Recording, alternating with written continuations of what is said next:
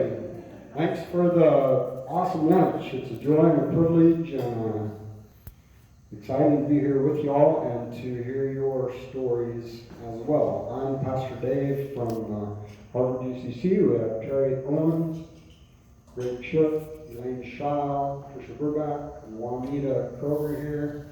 Our one gal who's going to be going on the IAS trip, who's a junior in high school, is going to be here, but kind of had a family medical emergency. And we look forward to hearing your stories as well. We should start with a prayer. Spirit of living God, thanks for your presence with us right now. Guide us to listen to your Spirit and to our brothers and sisters gathered here, that we can do your will to your eternal glory. In Jesus' name, amen. So the format is like 10 minutes approximately of a quick overview of everything. I'm afraid this might be a little bit like Shakira doing her lifelong music in a short bit.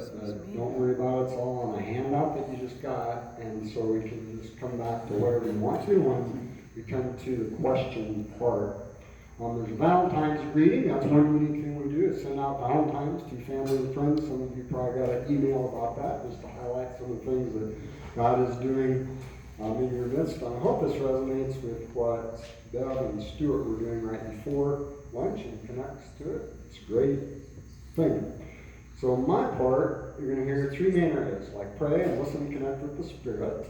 And the second part is depend 100% on God. And third and finally is the body of Christ, right? It's all of us as a team. We all have our stories to share. And not just prayer association, but the rest of UCC and the General Synod on the way. And then Trisha, our very part-time youth director, is going to talk a little bit about the Vitality team and our young adult gathering. So, starting with the handout, which we're going to be jumping around a little bit. We have many, context, first of all. What works in South Sudan very well may not work in our churches. What works in Grand Island or Hastings may work very well in Thetford, North Carolina. So we always have to think of context. You guys know that, you're shaking your heads. We have many experts when it comes to prayer and listening and connecting with the Spirit right here in the Pray Association. So you can talk with some of those people, right? Jean has an ecumenical prayer group. Lisa is an expert in meditation. Denise does spiritual direction, which, if it wasn't quite such a long drive, I'd be out there a lot. But we have a spiritual director here in Hastings that I go to when need be, and discernment in the Spirit. So we have lots of people to communicate with. At Harvard UCC, a few ways that we do that. We have a prayer chain. You call Terry or his wife Kelly or I, and there's a prayer chain which gets an awful lot of use, which is awesome. And then any degree of confidentiality that anybody wants. We have lots and lots of small groups. Small groups are when people open up and they will share their stories and their hurts and their sorrows and share their stories about Jesus through thick and thin. But we have lots of small group Bible studies. We have an ecumenical men's prayer group, which next Friday gets to send off Elaine and the two students who are going on the IS trip to New York City and DC. So that's kind of awesome. Even in our council meetings, which Greg and Terry have both been present at one time or the other, we stop 3 times to pray, and we stop 3 times to sing a verse of a hymn out of the Pilgrim hymnal to keep the focus on God. That's so we can listen to the Spirit. It's like when Darrell sings during the sermons. It's awesome, right? It gives another way to connect. The quilters always pray every Tuesday when they're quilting these marvelous masterpieces to the glory of God. They have a feast, but they stop and pray too. Monthly, we have a grief support group, Isaiah sing praise, all kind of good stuff. Women's fellowship, deacon disciples, and lots of opportunities for our youth, as you see there. I listed 5 resources that I really love as far as prayer and listening and connecting to the Spirit. If you want to check any of those out, you just go to ucc.org, obviously. It has great devotionals and all kinds of information. That's a little bit about prayer and listening to the Spirit. Second point, depend utterly on God. I decided to use the Neighbors in Need grant that we applied for last year as a example of that, because that ended up being lots of depending on God. I'd recommend you don't start the first 2 weeks in August, because that's when the two people in Cleveland go on vacation, both the main person and Darrell was kind enough, and actually I didn't hear his entire message. I think he was on vacation or retreat also. And I get this message, and Harvard's kind of in the Bermuda Triangle, but I did get 1 minute, and that's all I needed, because it said, hey, go for it. Harvard needs to go for the neighbors in need. So I spent about 20 or 30 minutes on a different one, but then that got me on the right track. And really, the website is pretty self-explanatory, because we ended up getting a grant, and that was the only help I ever got, but really, as far as from Darrell or good folks in Cleveland. But the contact information is all there. And again, you got to start. We're doing a lot of praying and listening, and it takes initiative. I was kind of putting in the background. It's like, well, it's only first year. It's kind of tough. You probably have to try 2 years also. And Greg brought it up at council meeting, so we need to get that application in. So we got it in and work together as a team. There are hard copies of our grant available up here. I made like 6 copies in case anybody wants to look at that. The Grand Island group already has that. And it's bonus to have a grant writer like Trace Hips on your team if they've done that. Probably most of us don't have that, and maybe you can contact her. In general, it's funded for $4,000 for 2020. We have 3 areas of focus. We go into the school with 6th through 8th graders on Fridays that Tricia teaches, and I go in on Tuesdays with 9th through 12th graders, and we just bring in a few snacks at times and just have Bible study and fellowship and say, what's Jesus doing in your life? And it's a really good mix of folks who are there. The other thing is simply breakfast on Sunday morning, and every other week it's breakfast burritos, authentic Hispanic cooking that's really good, and the other times it's healthy, juice, milk, whatever we have. And then the third part is just 3 meals out in the community. So in the third one of those this summer, one in June, one in July, one in August, will be the sing and praise worship kind of with Hispanic music, and English will be part of the deal. It's just a chance to meet people, pray with them if they want prayer, just listen to them, talk to them. So we now have a very part-time Spanish translator and a very part-time SPED teacher, because we're reaching out to those folks, which you need to follow the theme. Greg would love to bolster our youth director position. I would have loved to have like a part-time music director position, but it's all about this year. If you go and see the theme, it's about helping the Spanish migrants and about kids. The 3 Great Loves, it's about that. And also there's a gentleman named Edward Cade who has all the information of like all the past General Synod resolutions. That's part of applying for the grant, so I can forward that information if anybody wants to also. It's kind of cool to go back in the 80s or whatever and see, oh yeah, we made a statement about kids or about our Hispanic friends who are migrating here. Third area of focus was the body of Christ. There's no Lone Rangers in Christ Church.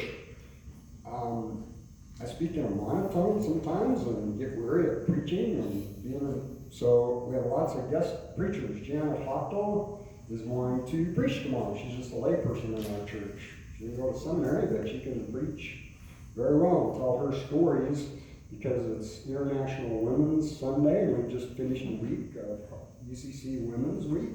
And then Elaine has got a minute for mission, which will probably be more 5 minutes, a minute for mission, I'm sure, about UCC 101 and OCWM, just to talk about those type of things. Tricia preaches a lot when I'm gone. Barry Grimp is kind of our standby. But also consider, especially if you have youth, you want to go to camp, Kaleo. I've invited David is going to come down and preach. Remember that it's not like Sandy Denton. That position is gone. Sandy Denton, somebody is paying her to come out. So when David comes, we will pay him to preach and sit down and talk to our kids about that. So those are just some ideas. Brianna Shook, whose aunt is a member of this church here in Hastings, went to Costa Rica with her mother recently and some other friends, and as you know, it's one of the most biodiverse nations in the world. So she's going to come back, maybe talk about Psalm 19, about God's great creation, another one of the loves of UCC, and she'll preach in May. She was also our youth director for 1 year after she finished her college degree, so she's worked with kids and been a lifetime member of Harvard UCC. A big part of the body of Christ is having active committees. Christian education does a feast, which is, and lots of eating and feast. That feast is our forte.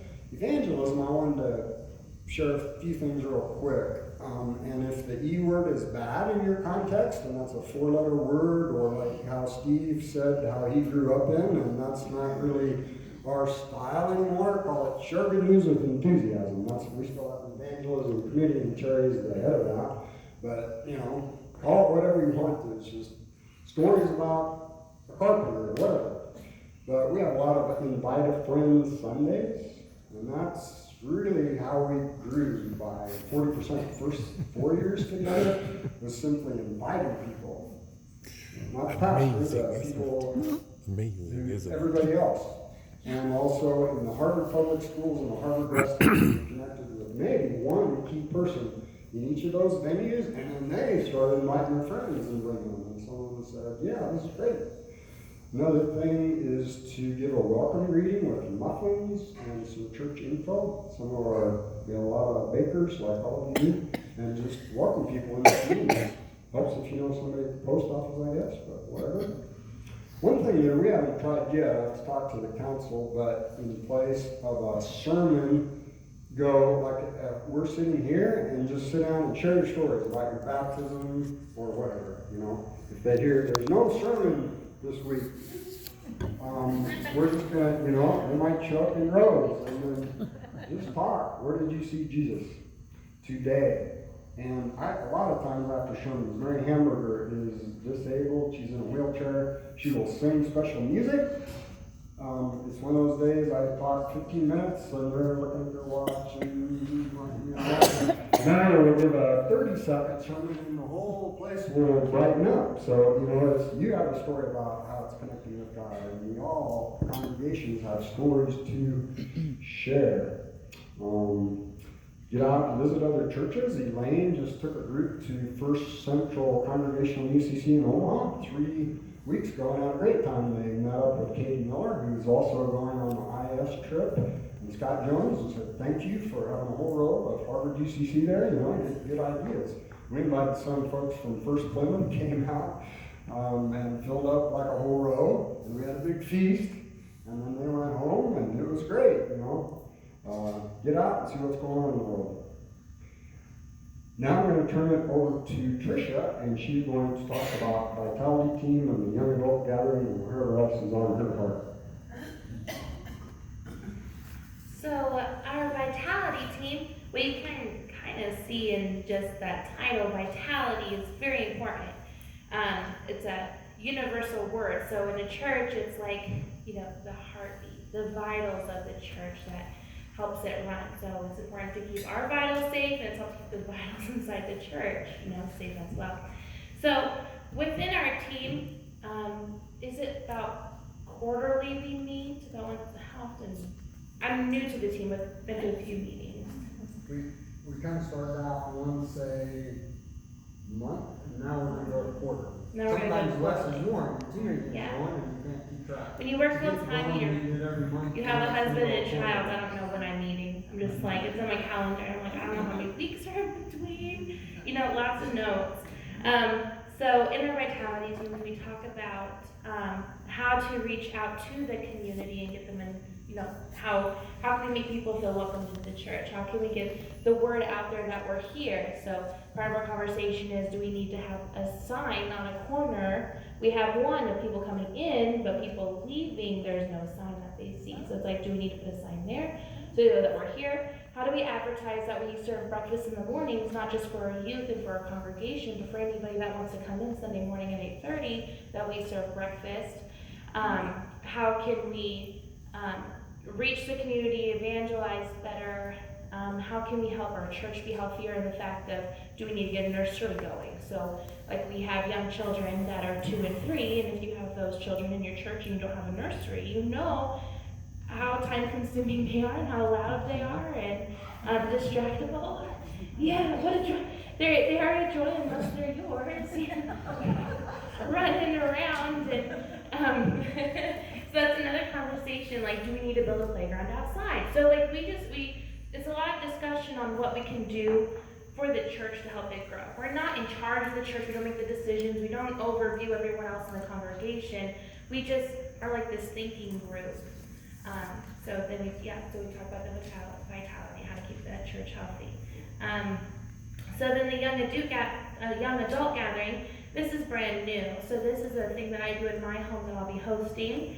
And it's kind of like a potluck where the young couples and young singles in the church, we can all gather and then we fellowship together. So we go through a Bible study. We have a lot of young parents. And so we can go through like parenting, like in God's eyes. And so it's just a way that we can gather together because we don't get together throughout the week. These young moms and young dads and these young people in our church, we don't have a relationship outside of our church right now. So this is a way to help us grow together to be stronger in this young adult gathering. No, and you don't have to be from the church. So Elaine said you have to be from the church. No, you don't have to be. So it's just another good way to invite people into the community of this church. Because we do have a lot of young couples and a lot of young people who don't go to church in our town too. So another way to get them involved. Not invited, not invited, not invited, not invited, not invited. I'm just kidding. But the target is for 20s, 30s, You can come. Yeah, but it's potluck, so you have to bring your fried chicken. Okay? All right, that's all I got. Okay.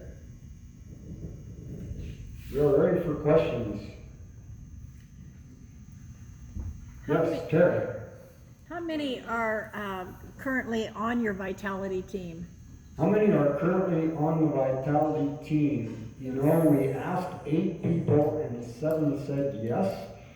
And I'll just add the more, they let me be on that team. I can't go to the Brew Box I can't cook anyway, so they're not going to invite me.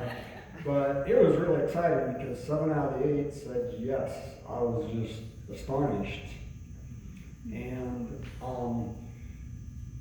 one of them is inactive. And so after this has been going for over a year, I asked her last time, I sent out a special invitation. I said, well, you haven't done anything yet. We had all these online discussions. You haven't been here yet. Would you like me to, maybe see if somebody else is interested? She said, no, keep me around. And she was very active for 2 years. Actually, this is the person who from the Harvard Rest Haven brought lots of people to our church and was very adamant about seeing that her grandson got confirmed and was there every year for worship that year. But for whatever reason, like so many people in all of our churches, they're inactive. And that's another point I just want to make is that anything you can think of. We have a gal who's a sophomore in college, very sharp, traveled to New York City, DC. So she was back over Christmas vacation. We got a little inactive after confirmation and some things. I invited her to come talk with Elaine and Faith about, because she's really smart and poli-sci, I think, and they're making this trip. And she did. She was ecstatic to do that. We had, the end of January was Health and Human Services Sunday, right? So I invited another lady who's been inactive. Would you come and do that? And you think, oh, no, thanks. I hate you guys. Yeah, I can do that. That's my job. I would love to do that. So any way we can bring in inactives, someone that doesn't even have with worship or Sunday morning, just get them involved, and who knows, the Spirit might say, oh, that was fun, let me try small group Bible study or whatever. Okay, you said also that you have residents from the Harvard Haven, their rest home. They come to church, did I understand that correctly? We go to them to church. We actually go to Harvard Rest Haven every month. Greg and I were just there Sunday and serve. We have a very brief 10-minute worship service and communion, and visit for a while. And then we go quarterly for a longer worship and communion. Our disciple deacon is over there every 2 weeks at least, doing visitations with anybody. And again, they know the Harvard UCC is there, so they will, we have unchurched people where the pastor lives in Colorado and can't come very often. Melissa Schoen, who is the activities director, will say, hey Dave, if you have someone in your church, you can visit this person. Okay. And I digress sometimes, but I just read a really cool book. It's Anna Peterson, who is an Elka pastor, and she says we need to drop volunteer from our vocabulary. We're disciples. So I did, Terry actually helped get volunteer deacons past the council. I tried for about a year and finally said, well, let's just call them volunteer deacons, which is a good idea instead of electing them. But what Peterson says in her book is, volunteer, that gives a connotation like the YWCA, Qantas, all wonderful organizations, but we need to realize we're like disciples, we're followers of Jesus and sharing good news about God's kingdom. So that just sidelight.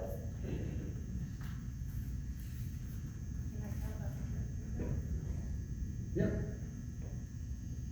I'm Elaine, and I am, there are Colorado, Wyoming, and Nebraska are cooperating together, and the youth are going on an international affairs seminar. And I was last 2 years, they do this every 2 years. 2 years ago, we had 3 girls from our church, and our youth director went. And I don't know how many from the state went, 7, 8, 4? I don't know, there was quite a group of them. This year, we have 2 of us, 2 students from the whole state of Nebraska. We had thought maybe somebody from Hastings was gonna go, but it didn't work out for them, and stuff. So from the whole state of Nebraska, there are 2 youth that are going on this seminar with kids. There's a total of 20. Reverend Katie Miller from First Central in Omaha and I are going from the Nebraska. So there's 2 kids and 2 adults, so we will be well chaperoned. But we're leaving next Friday, and we will be gone until the 21st. And this trip was enabled for our students to take because of the association. This group gave $1,000 to each one of our students to be able to go on this trip. And like he said, the one girl was going to be here, the other one had to work. And they are very appreciative of the help that you gave them to be able to go to this international affairs seminar. We are going to talk about immigration. It's going to be very interesting because I have one very liberal girl and I have one very conservative girl going on this trip. And so it's going to be interesting to see what they do. And I've never been to New York, I've never flown much, and I'm a little older than the rest of the group, I think, I would bet. And so it's going to be interesting, and I hope I'm still alive a week from Saturday. But I want to talk, our church is so good. Our kids take a mission trip every summer. You probably should be talking about this, you're the youth director. We take a mission trip. One year we go maybe someplace a little further away for maybe a little longer period of time. The next year it's a little more local. This year they're going back to Camp Courageous in Iowa, which is through the Presbyterian denominationally, but it's for, oh, that's not? Oh, I'm sorry. Okay, it's non-denominational. But Danielle, that was at Camp Kaleo for years, is employed there now. Our kids love that trip. It's for handicapped adults to come out to camp. And then our church is very good about sending our kids, and we do fundraisers all year long that they have to participate in to earn the money to go on these. Between the association and our church, our 2 students are not having to pay any money out of their pocket for their trip expenses themselves, and they are very grateful for that. But we do make that a big priority in our church, I feel. Our Christian Ed Committee works very hard and the kids work very hard. We don't just hand the money to the kids. The kids participate. You brought and you participated, you get X amount of dollars in your account. But Greg, he only ever just brings something, he don't ever help, so he doesn't get as much in his account, okay? I'm still hoping he goes. Yeah. Well, I'm sorry, because when you became a senior, your money dissolved and went into the other accounts. So you can keep hoping. But, all the members, we're very grateful to our members because they do help. And we do all year long, we work, so our youth can participate. Isn't that about the big board? Oh, we have what we call a bid board, and the members of the congregation,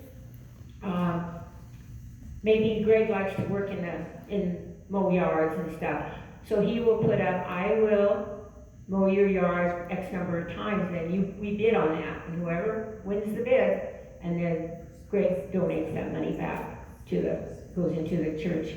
Our Christian Ed treasurer has quite a job, because every family has a fund, and we have a general fund, and she has to be a bookkeeper 24 hours a day to keep it all straight, I think, because it is complicated for her, but they do a very good job. But a lot of people in the congregation do donate things to the bid board, and we sometimes make $700-800 on the bid board. Depends on our minister always offers a sermon of your choice, and you can have him preach on anything you want to. I don't know how much he takes in, but how much? Yeah, okay. But anyway, it's a wide variety of gifts. We have the kids, and if a child, or a youth, if one of our youth put down, maybe they'll be bringing a dozen cookies every month. That money goes into her or his account personally, none of the rest of you. So it depends on whether you're just a member of the church, what account it goes into, or if you are one of the youth themselves. And they work hard at it.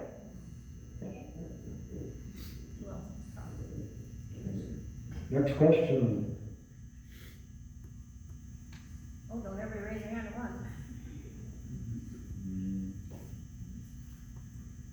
Maybe it's time to move Barb on looks like to she the wants next. to- Oh, Barb, that You has mentioned a a question lot or of comment? fundraisers. You mentioned a lot of fundraisers. Can you give some examples of some others? Come on out and have Rubens next Sunday. So examples of fundraisers. Another one we have, it's mostly centered around food. Yeah. We had spaghetti, the bid board helps. We also had a spaghetti fundraiser. That was spaghetti and lasagna. That was actually for the International Affairs Seminar girls. And they had chances to explain the International Affairs Seminar trip to people who came. And this was out of the community. And again, going outside the church. We also had we have actually a member of our church who has a coffee shop. So we went down there, and that leads me also to sharing good news with enthusiasm, and the best Sunday school that ever happened. For those, I'm looking at Stuart especially, because I know his son's a hard worker, but he should take 1 week off the International Affairs Seminar. Delaney and Riley and Selena and Brianna, our youth director, were so enthusiastic. Sunday school usually lasts from 9 to 9:45. It went an hour, and we could have just skipped worship. I mean, they were animated and going, I did this, and I did the first time any of the three had even flown in their life. And they're seeing all these places. Riley's parents were in the military, like 6 blocks away from 9/11 when that happened, and so, I mean, it really affected them and spilled over to the school. They're like sharing their stories at school. We went on one youth mission trip to Pine Ridge, and they came back and collected, 500 pounds or that was Madison and Selena, and sent those shoes to the Pine Ridge, and one thing, it's kind of like overflows. One thing can lead to another positive. Yes, Steve? Dave, how long did it take you as a church to start developing all of these different types of outreaches? I think it's like pray and then listen and then go. We just started doing youth mission trips. We had Terry and 10 of us took off on a 1-day youth mission trip. I think when I was still the interim, we just went to Lincoln for a day. kind of has the church that Judy and Jack and I used to belong to here in Hastings has been doing it for 50 years. So, I mean, this is just part of who we are. And Camp Courageous has been really good. 2 of them were very challenging. You know, you just have to wait and try. But yeah, that Martha Grace Reese book that is listed talks about a outreach committee at a large church, and for like 9 months, their report was, we're praying about it. We're listening to the Spirit, you know. And you know, a big church, they want results and numbers, where's all these people flying in our doors? Well, they waited until the Spirit spoke, and then they moved, and all of a sudden they have these groups from Ecuador coming, and Guatemala, and all of a sudden the Spirit was doing all sorts of things. So I think it just totally depends on the Spirit's time clock. Also, we might be taking, We may be going to take an adult mission trip, hopefully. It's taking us 2 or 3 years to get this idea going. Every year we want to do this, and hopefully this coming year, maybe we will finally. So it isn't something that happened overnight, but hopefully it will. And the other thing, with your fundraiser question, something we did try this year different was a dodgeball tournament. Was it a huge success? Did we have oodles of people? No, but it was a start.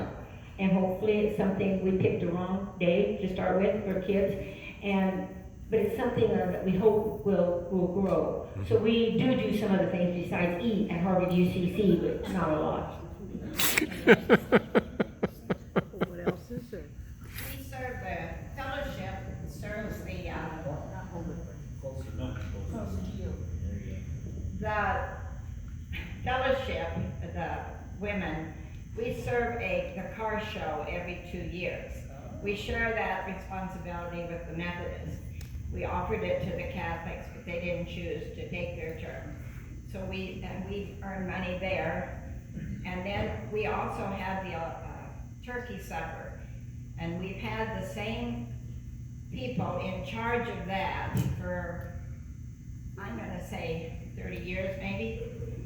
And, you know, they're getting older too, but they're still hanging in there. I hope when they're retired that we can carry it on, because we make about $3,000 and 500 of that money goes into the youth fund. We also pay for the paper goods to make all these other eating a possibility. Thank you.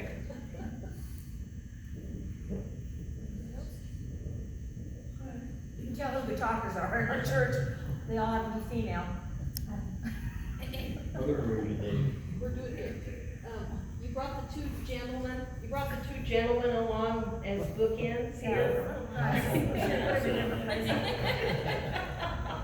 So can you tell us a little bit about your roles in the church and what you've seen happen over the last, I don't know, maybe 10 years in your church?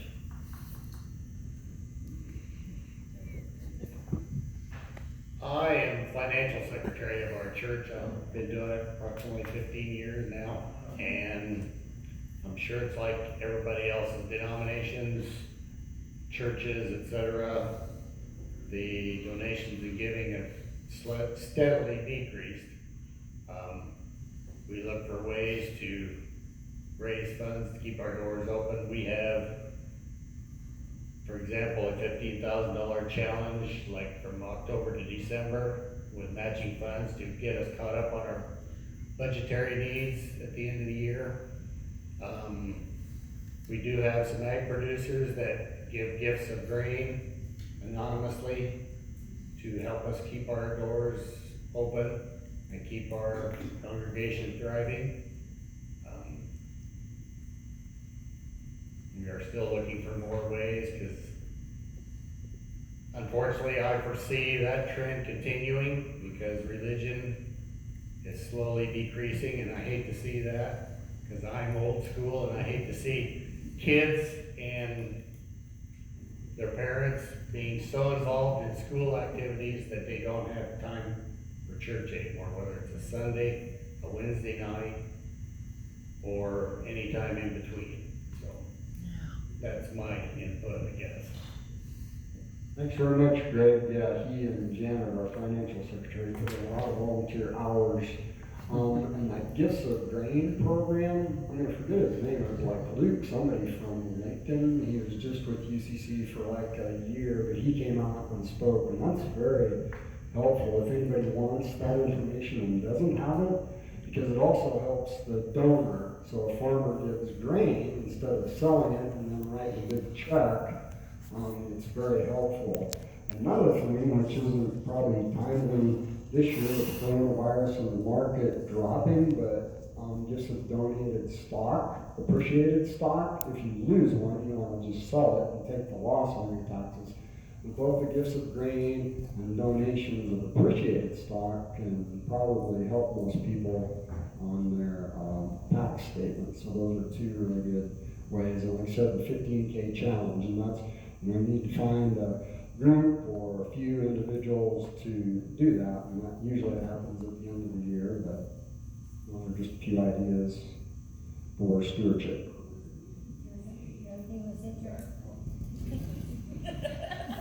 Terry, you have something? You don't need the money. Yeah, he's got a big boy. Terry wears so many hats around town, but he's definitely he's our incarnation of focus. He coaches, he works a graveyard shift. I kid everybody, it's like 1 a.m. I wake up and have oatmeal in the middle of the night. That's just part of my lifestyle, and I wave goodbye. So he works all graveyard, and then he works with kids all day, teaches, coaches. Actually, we're the 6-man football championship is from Harvard, and we've had some kids play on that. But yeah, he wears many hats, so I don't know if he wants to talk. The evangelism, I gave you some ideas, but you know what I'm saying? Tell us about how were you the impetus to get the foot in the door to have the youth group church time at school? I guess my role, I feel at the church is I've served as council president, vice president, probably for the last 10 years, probably off and on, and Greg's done some of that too. And so I feel like mine is a lot of work behind the scenes, that I cook a lot, I wash dishes, and just organize some things for other people to do. And I think that's how I serve, is I tell other people what to do. But that's you need somebody in the church to do that. And again, I usually don't need a mic. I do a lot of fill-in at the pulpit for the liturgist, which I don't have a problem with. Now going through high school, Elaine would say Terry would have never done that. So I have grown that way. As far as asking what I feel in the last 10 years, our church has had many ups and downs, for sure, and everybody has. So we were at a high probably 5 years ago, and it slowly, like Greg said, is on the downward trend. The thing I see in our church is we'll have kids go through confirmation. They'll get through confirmation and they're gone. And I wonder where we're losing out on that part of our church.